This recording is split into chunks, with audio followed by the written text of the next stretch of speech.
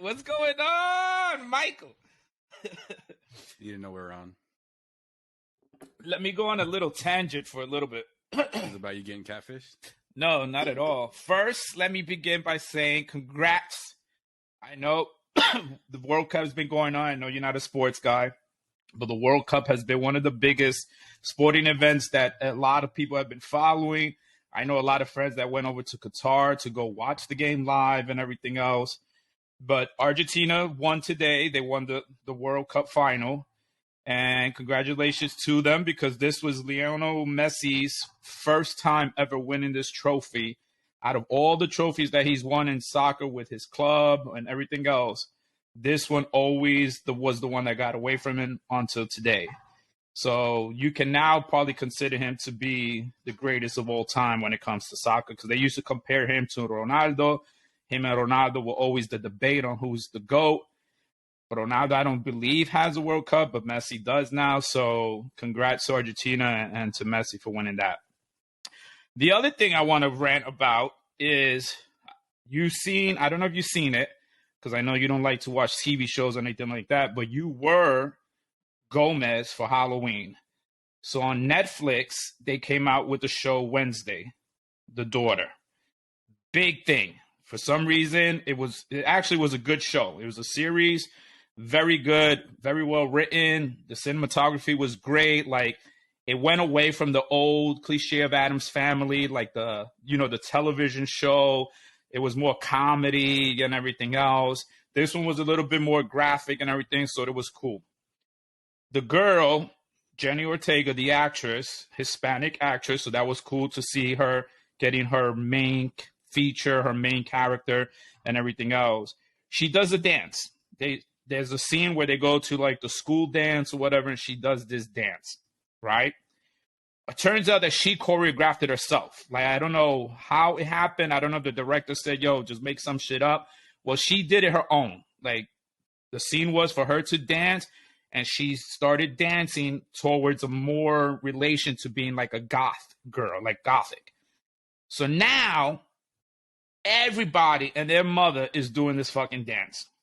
Society is so easily brainwashed like that they saw this fucking this show, they saw this scene, and they're like, oh, cool, since she could do it, let's all fucking do it. So now, everywhere on fucking IG, every video, I like looking at IG for the memes, some funny videos and shit like that.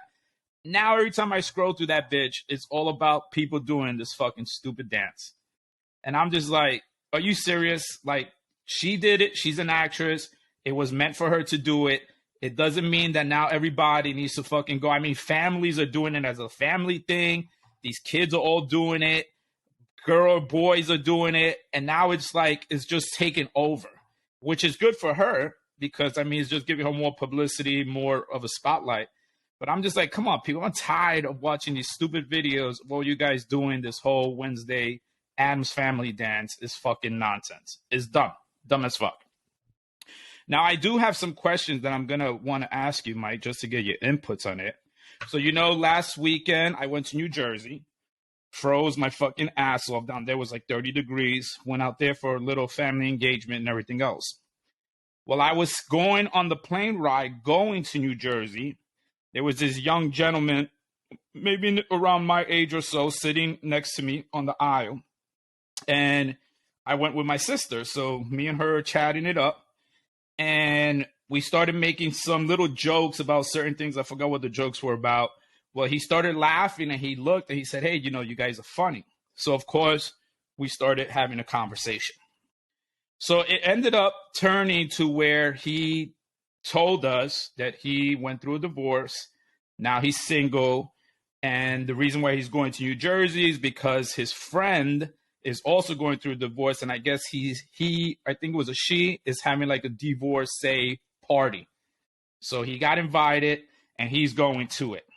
So, of course, I was like, yo, that sucks, my bad, sorry that you got divorced and everything. So he told me, and I don't know how true it is, I didn't get a chance to look it up, but he said statistically, the divorce rates are much higher with women over 40 that are stay-at-home moms. So if you're a stay-at-home mom and you're over 40 years old and your husband works or whatever the case would be, you're more likely to get divorced. And he said because of the fact that your husband is working all the time, you never know when your husband's coming home. When your husband does come home, he's sort of tired, doesn't really want to be in the mood, goes to bed and everything else. And the other thing is that you're home alone, that you're just at home while he's at work, and you're taking care, if you have kids, you're taking care of the kids, taking care of the household, making sure it's clean and everything else. Do you think that's true? Do you think that if you're a stay-at-home mom, that you're more likely to be divorced than if you were a working mom or whatnot? No, man, I think it's total bullshit. Why you say that?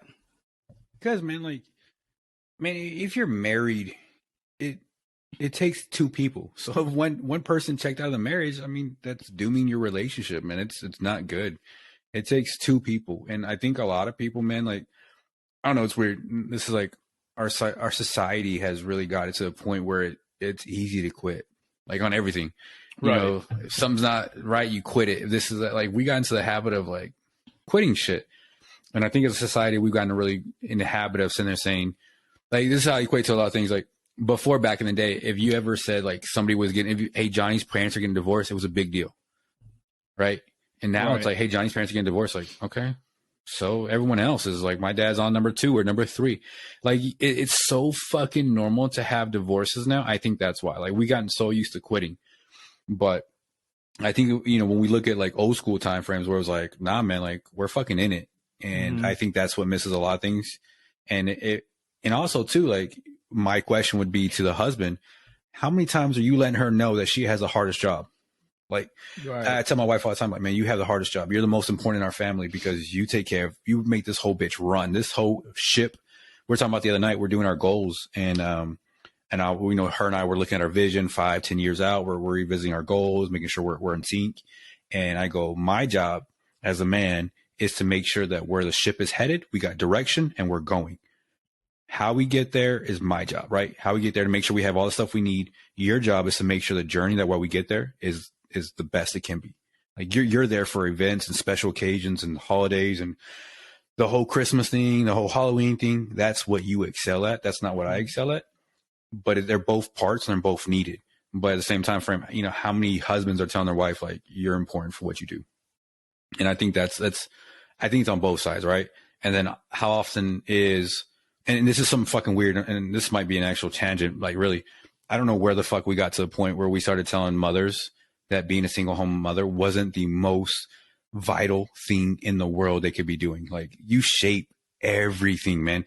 If you're a working mother, do you have time to make your kids lunch?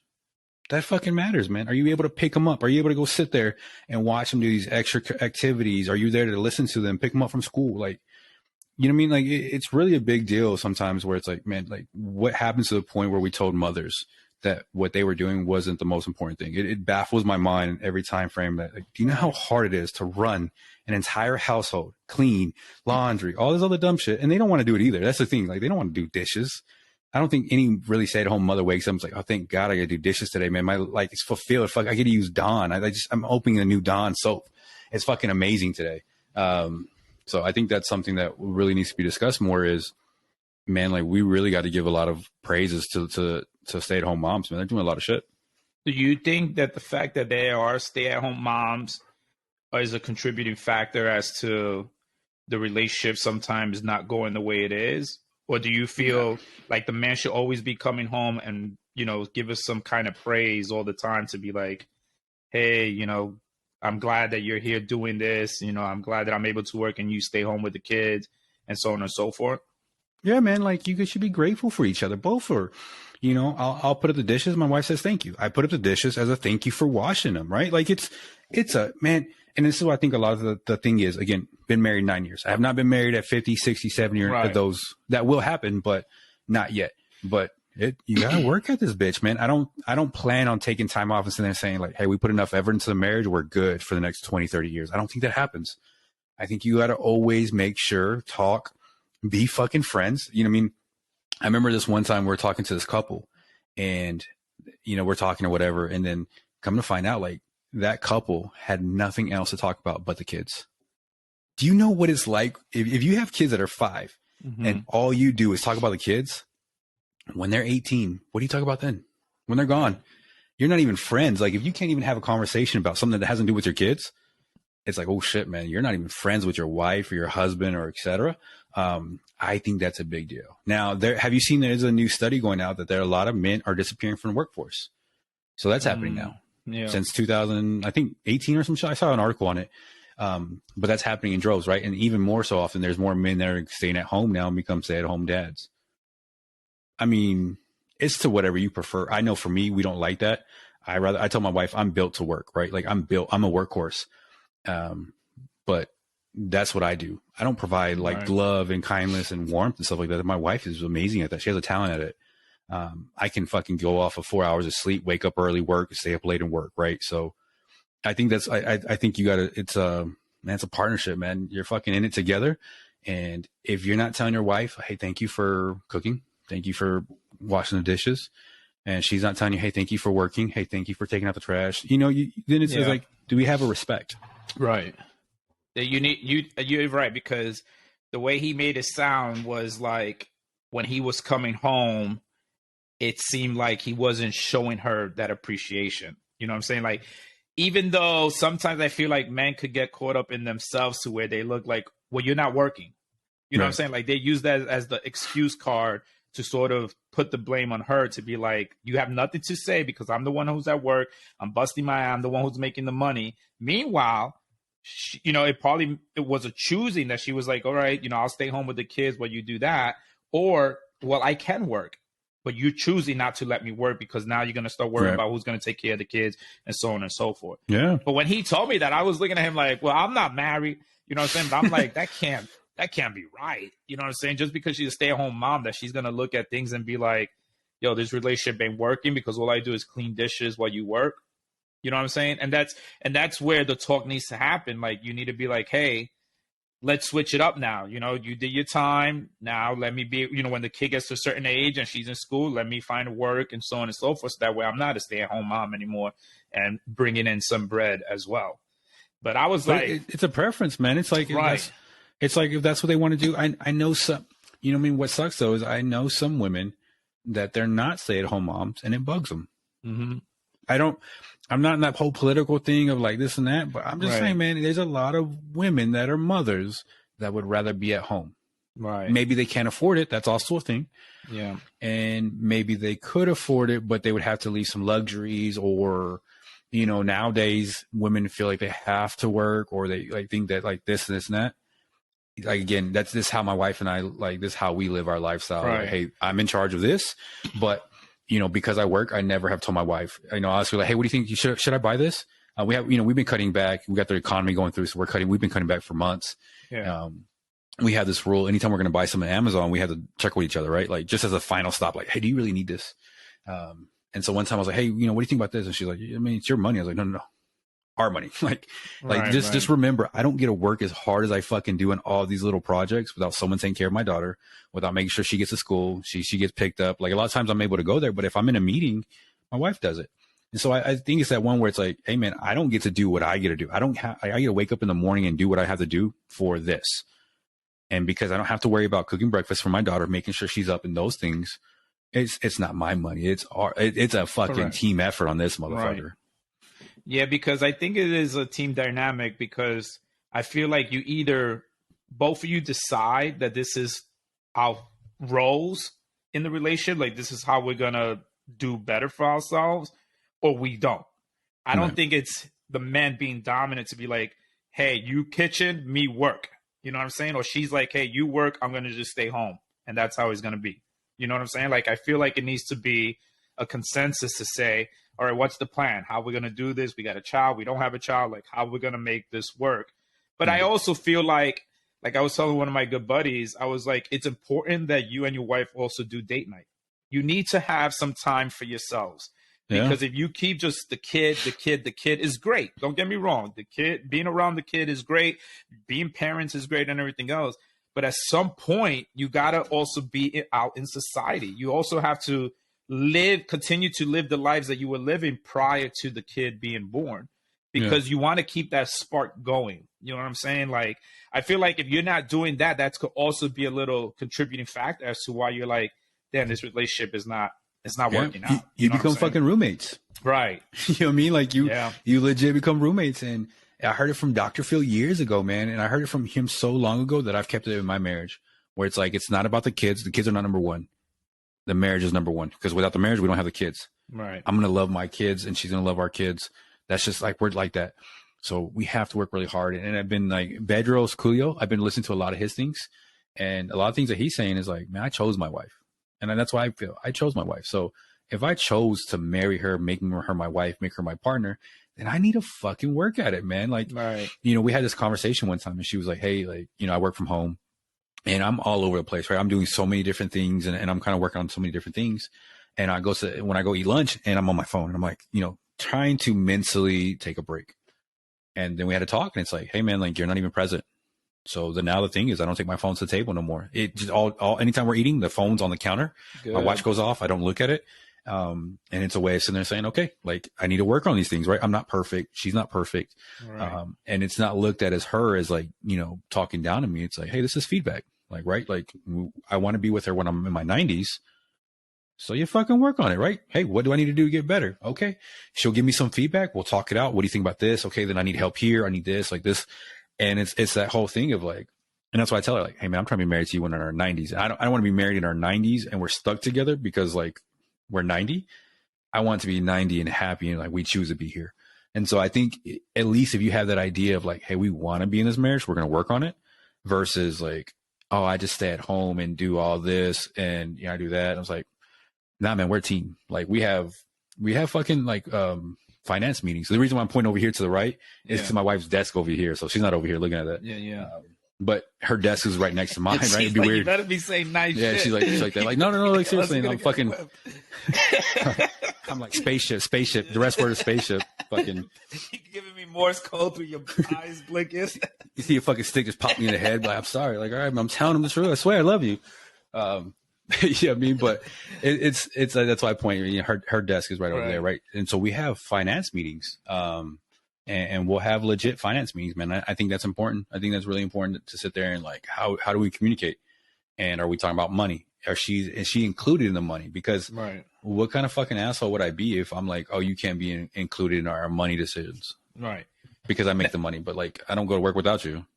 Now, do you think that in a relationship or in your marriage, do you think that you have the capability to visually see if the relationship is breaking down, or do you feel like it needs to be communicated if the relationship is breaking down? I think you need to have checks, like anything else, right? Spot checks. Like I did last night, we started writing down our goals for next year. We started writing down our 5-year, 10-year kind of visions. And the reason why we did those things is, and I told her, I was like, hey, and I brought out the vision board you see behind me. I put it in front of her, I said, okay, what we said in 5-10 years, does this represent that? And I told her, it's like, I want to make sure my goals are representing what's here. And I want you to know my goals are, so we're on the same page. Right. And so it's always on the same page. What I've noticed, and this is what I tell anybody who's getting married, man, or anyone who is married, I sit there and say, one thing that helped my marriage the most was my wife and I did our vision board together. So we're included what kind of house we want. We had all these things in there. We have it separate now, but we have it, as together, we kind of go together and kind of, okay, well, what am I thinking? What am I looking, those things. But that really helped us because that got us on the same path.